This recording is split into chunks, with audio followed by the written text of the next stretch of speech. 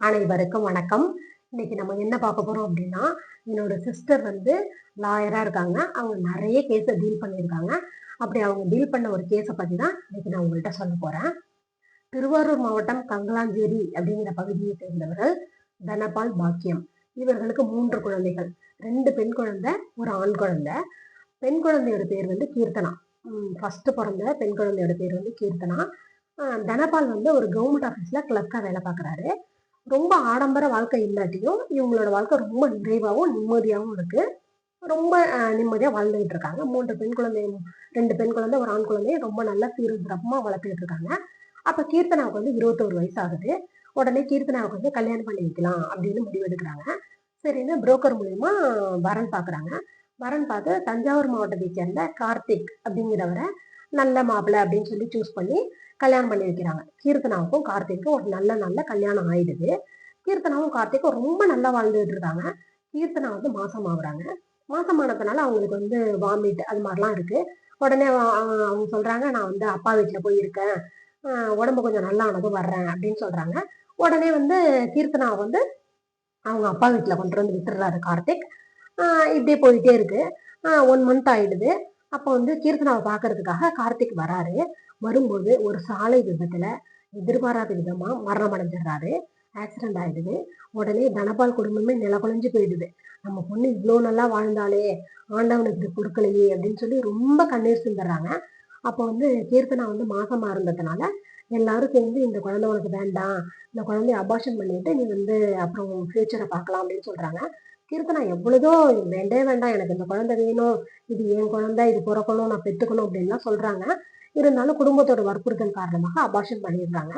அது கீர்த்தனாவுக்கு வந்து ரொம்ப மனசு கஷ்டமா இருக்கு. ஒரு மன அழுத்தத்திலே இருக்காங்க. இப்படியே போயிட்டே இருக்கு. 2 வருஷம் தாண்டிடுது. தனபால் வந்து எப்படியாவது கீர்த்தனாவுக்கு வந்து 2வது மேரேஜ், ரீமேரேஜ் பண்ணி வச்சிடணும். அவ நல்லா இருந்தாதான் அப்புறம் நம்ம ஃபேமிலி நல்லா இருக்க முடியும் அப்படின்னு நினைக்கிறாரு. அதன்படி வந்து புரோக்கர்ட்ட சொல்லி வரன் பார்க்க சொல்றாரு.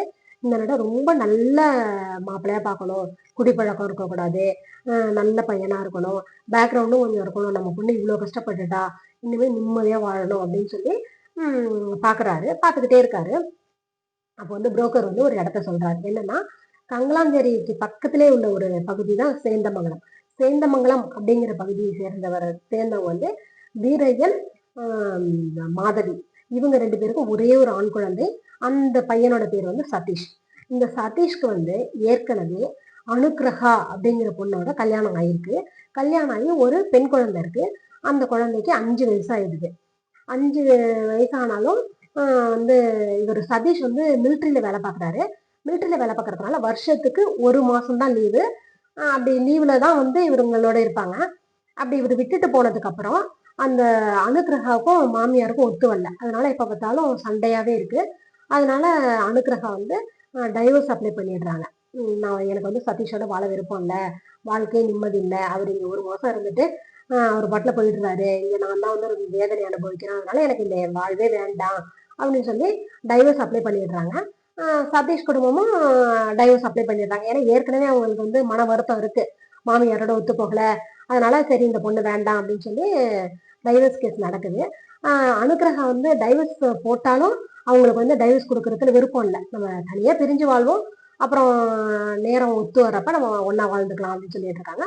ஆனா சதீஷும் சதீஷோட அம்மா அப்பாவும் வேண்டவே வேண்டாம் இந்த பொண்ணு, நம்ம வேற கல்யாணம் பண்ணணும் அப்படிங்கிற மோட்டிவ்லயே கேஸ வந்து நடத்துறாங்க. அனுக்கிரகா வந்து ஒரு தடவை கூட அட்டன் பண்ணவே இல்லை கேஸ. ஒரு தடவை வந்து ஃபர்ஸ்ட் தடவை பண்ணதுதான், அதுக்கப்புறம் பண்ணதே இல்லை. அதனால எக்ஸ்பார்ட்டி தீர்ப்பாயிடுது. என்னன்னா டைவர்ஸ் அப்படின்னு ஆகுது.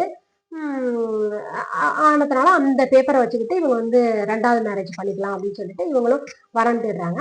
அப்பதான் புரோக்கர் வந்து கங்கலாஞ்சேரிங்கிற பகுதியில வந்து இது மாதிரி கீர்த்தனான் இருக்காங்க, அவங்க வந்து ஏற்கனவே கல்யாணம் ஆனவங்க, இப்ப குழந்தைங்க எதுவுமே கிடையாது, அவங்க அவங்கள நீங்க பாக்குறீங்களா சம்மதமா அப்படின்னு கேக்குறாங்க. 2 பேரும் இவங்க வந்து மாப்பிள்ளை வீடு பாக்குறாங்க, அவங்க வந்து பொண்ணு வீடு பாக்குறாங்க. 2 பேருக்கும் பிடிச்சிருக்கு. சரி அப்படின்னு சொல்லி கல்யாணம் பண்ணி வச்சிடுறாங்க.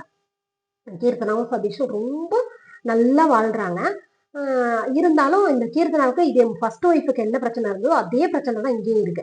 மாதவி வந்து கீர்த்தனா வந்து டார்ச்சர் பண்ணிக்கிட்டே தான் இருக்காங்க. சதீஷ் வீட்டுல இருக்கிறப்ப ஒரு மாதிரி இருக்காங்க, அவர் வந்து வேலைக்கு போயிட்டா அது ஒரு மாதிரி இருக்காங்க. அவர் வந்து வருஷத்துல 1 மாசம் தான் இங்க லீவ்ல இருக்கிறதுனால அந்த 1 மாசம் மட்டும் ரொம்ப பாசமா இருக்க மாதிரி மாமியார் நடிக்கிறாங்க. அதுக்கப்புறம் என் பையனுக்கு வேற இடத்துல பார்த்துருக்கலாம், உன்னை பார்த்ததே தப்பு, உன்னை விட நல்ல அழகான பொண்ணுங்களாம் வந்தாங்க, உன்னை போய் பண்ணனே அப்படின்னு சொல்லி ஒரே எப்ப பார்த்தாலும் காயப்படுத்திக்கிட்டே இருக்காங்க. கீர்த்தனாவோட மனசை காயப்படுத்திக்கிட்டே இருக்காங்க. கீர்த்தனாவுக்கு சுத்தமா பிடிக்கவே இல்லை. அப்போ ஒரு தடவை வந்து சதீஷ் லீவுக்கு வந்திருக்கப்ப வந்து என் பேர்ல வந்து ஒரு இடம் வாங்கி என் பேர்ல ரிஜிஸ்டர் பண்ணி வச்சிருங்க, அங்க வந்து எனக்கு வீடு கட்டி கொடுத்துருங்க, நான் தனியா இருக்கேன் அப்படின்னு எவ்வளவுதான் சொல்றாங்க. சதீஷும் அதை கடத்திக்கிட்டே இருக்காரு. இருக்கட்டும் இருக்கட்டும்னுக்கிட்டே இருக்காரு. அந்த இதுல வந்து 2 பெண் குழந்தைங்க பிறந்துருது அவங்களுக்கு. குடும்பம் நல்லா தான் போயிட்டு இருக்கு.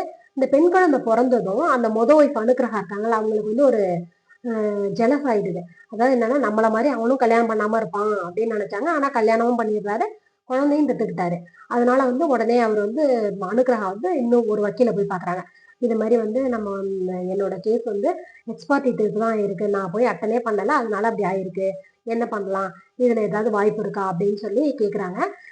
உங்களோட பெண் குழந்தைக்கும் அவர் தான் அப்பா, அவர் சொத்துல பாதி இருக்கு, அது உரிமை இருக்கு, அதனால வந்து நீங்க வந்து உடனே சதீஷ் வீட்டுல போய் நீங்க இருங்க, வந்து இந்த கேஸை வந்து திருப்பி ரீஓபன் பண்ணலாம். என்ன சொல்லலாம் அப்படின்னா,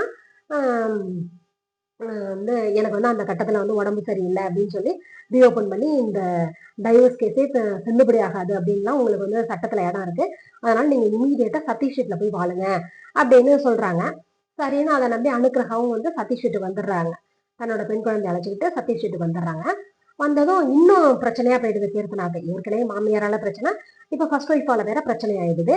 அந்த குழந்தைக்கு அந்த அவங்களோட ஒய்ஃபோட குழந்தைக்கும் பெண் குழந்தை இருக்கிறதுனால இன்னும் பிரச்சனையா இருக்கு. இந்த குழந்தைங்களுக்குள்ள சண்டை வம்பு இப்படியே இருந்துகிட்டே இருக்கு.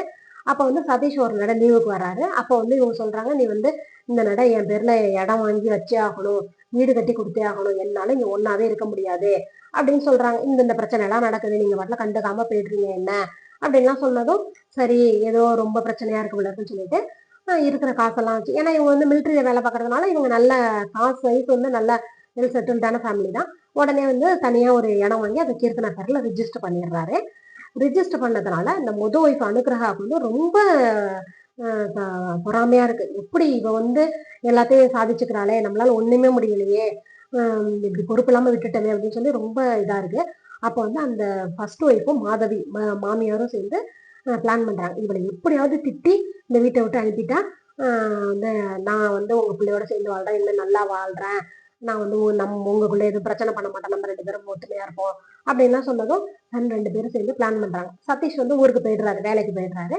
அப்ப வந்து அன்னைக்கு வந்து கீர்த்தனாட்ட சொல்றாங்க, நீ வந்து எப்படி இருந்தாலும் முதல் மனைவி அந்தஸ்து உனக்கு கிடையாது, மனைவிங்கிற பேரே உனக்கு கிடையாது, வந்து ஒப்பாட்டின்னு தான் உன்னை சொல்லுவாங்க, உன்னோட குழந்தைங்க வந்து ஒப்பாட்டி பெற்ற பிள்ளைங்கன்னு தான் சொல்லுவாங்க, உனக்கு வந்து அந்தஸ்தே கிடையாது, அதுவும் இப்ப கேஸை வேற நாங்க ரீஓபன் பண்ணிட்டோம், அப்ப வந்து இவதான் வந்து மனைவின்னு சொல்லிடுவாங்க, சம்பாதிக்கிற காசு சொத்து பணம் எல்லாம் இவளுக்கு தான் சொல்லிடுவாங்க அப்படின்னு சொல்லி ரொம்ப டார்ச்சர் பண்றாங்க.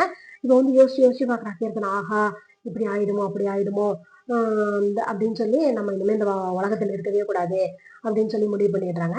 உடனே குழந்தைங்க வந்து ஸ்கூல் அனுப்பி விட்டுட்டு இவங்க மட்டும் போறாங்க சாப்பிடறதுக்காக. அப்புறம் ஒரு யோசனை பண்றாங்க, இந்த குழந்தைங்களை விட்டுட்டு போனா அவளுக்கும் ஒரு குழந்தை இருக்கு, இன்னும் அவ 2வது குழந்தையும் பெத்துக்குவா, நம்ம இல்லாட்டி பெத்துக்குவா, இந்த குழந்தைங்க வந்து ரொம்ப கொடுமைக்கு தான் படும், சீரழியும், அதனால இதுங்களையும் நம்ம வந்து அழைச்சிட்டு போயிடணும் நம்ம போற இடத்துக்கு அப்படின்னு சொல்லிட்டு ஸ்கூல்ல போய் பிக்கப் பண்ணிட்டு ஸ்கூட்டில வச்சுட்டு ரயில்வே ஸ்டேஷன்ல போய் ஸ்கூட்டியை நிப்பாட்டிட்டு ரயில் உள்ளடி பாஞ்சு தற்கொலை பண்ணிடுறாங்க. இது வந்து ரொம்ப வருத்தம் அளிக்கக்கூடிய செயல், இது மாதிரி யாருமே பண்ணக்கூடாது. அதுக்கு வந்து நம்ம வந்து 2வது கல்யாணம் பண்ணிக்கிறதுக்கு முன்னாடியே அவங்களுக்கு உண்மையில டைவர்ஸ் ஆயிடுச்சா, இந்த கேஸோட தீர்ப்பு இல்லை, எல்லாத்தையும் அலசி ஆராய்ஞ்சு நல்லா படிச்சு பார்த்தோம்னா இந்த முடிவே இல்லை, இந்த மாப்பிள்ளை இல்லாம வேற மாப்பிள்ளைய கல்யாணம் பண்ணியிருந்திருக்கலாம். இப்படி ஆயிடுச்சு கீர்த்தனோட வாழ்க்கை. இப்ப என்னன்னா இப்படியே ஒரு 2 வருஷம் போயிடுது. ரொம்ப தனபாலும் பாக்கியமும் வந்து மனம் முடிஞ்சு குழந்தை சத்தத்துல ரொம்ப அப்படியே பித்து பிடிச்ச மாதிரி இருக்காங்க. அப்புறம் வந்து அவங்களுக்கு இன்னொரு பொண்ணு ஒரு பையன் இருக்கிறதுனால அதை பார்க்கணும் அப்படின்னு எல்லாரும் சொல்லி ஒரு சப்போர்ட் கொடுத்து மாரல் சப்போர்ட்லாம் கொடுத்து இப்போ கொஞ்சம் ஒரு இதாக இருக்காங்க.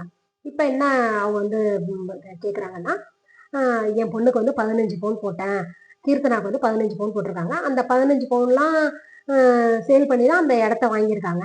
அப்படிங்கிறப்ப இப்போ அதை வந்து என் பொண்ணு பேர்ல தான் ரிஜிஸ்டர் ஆயிருக்கு. அப்போ அந்த லேண்டை வந்து எங்களுக்கு கொடுக்கணும்.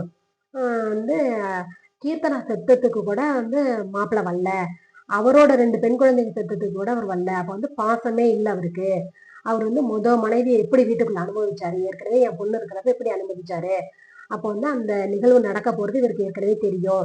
வீட்டுல பிரச்சனை இருக்கிறதெல்லாம் தெரிஞ்சே இவர் வந்து அதை வந்து எப்படி சால்வ் பண்ணணும் அப்படிங்கிறது அவர் எடுக்கல. அதனால அவரும் ஒரு குற்றவாளி தான். இந்த முதல் மனைவி அனுக்கிரகம் ஒரு குற்றவாளி தான். மாமியார் மாதவியும் ஒரு குற்றவாளி தான். அதனால 3 பேரையும் நீங்க வந்து இப்ப வந்து அவங்க 3 பேருக்கும் தண்டனை கொடுக்கணும். அப்புறம் எங்களுக்கு நஷ்ட ஈடு வழங்கணும். என் பொண்ணு பேர்ல உள்ள லேண்ட் வந்து எங்களுக்கே கொடுக்கணும் அப்படின்னு சொல்லி இப்ப கேஸ் போட்டிருக்காரு. இந்த கேஸ் வந்து திருவாரூர் கோர்ட்ல நடந்துகிட்டு இருக்கு. இதான் கேஸோட டீட்டெயில்ஸ். என்ன தீர்ப்பு வரும் அப்படிங்கிறது தெரியல. நல்ல தீர்ப்பா வரணும். நன்றி.